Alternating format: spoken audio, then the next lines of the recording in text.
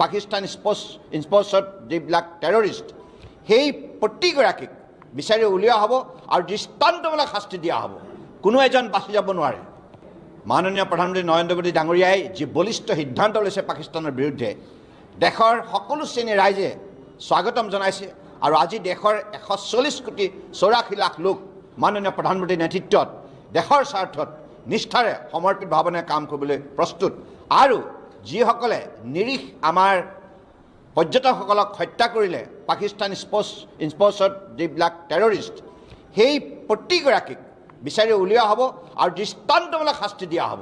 কোনো এজন বাচি যাব নোৱাৰে। पहलगाम में जो घटना हुई है कार्य भाषा से सभी लोगों ने उसको निंदा की है। सिर्फ देश के अंदर हमारी जनता ही नहीं दुनिया की सभी राष्ट्र ने उसको निंदा की है।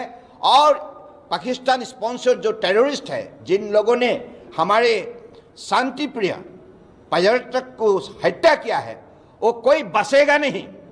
और पाकिस्तान के खिलाफ जो भी निर्णय ली गई है मोदी जी के नेतृत्व में इस निर्णय को पूरा किया जाएगा और देश की हिफाजत के लिए सुरक्षा के लिए हर भारतीय प्रतिबद्ध होकर काम करते रहेंगे मोदी जी के नेतृत्व में।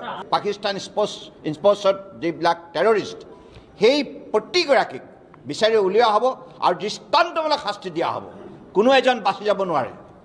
মাননীয় প্ৰধানমন্ত্ৰী নৰেন্দ্ৰ মোদী ডাঙৰীয়াই যি বলিষ্ঠ সিদ্ধান্ত লৈছে পাকিস্তানৰ বিৰুদ্ধে দেশৰ সকলো শ্ৰেণীৰ ৰাইজে স্বাগতম জনাইছে আৰু আজি দেশৰ 140 কোটি 84 লাখ লোক মাননীয় প্ৰধানমন্ত্ৰীৰ নেতৃত্বত দেশৰ স্বাৰ্থত নিষ্ঠাৰে সমৰ্পিত ভাৱনাৰে কাম কৰিবলৈ প্ৰস্তুত।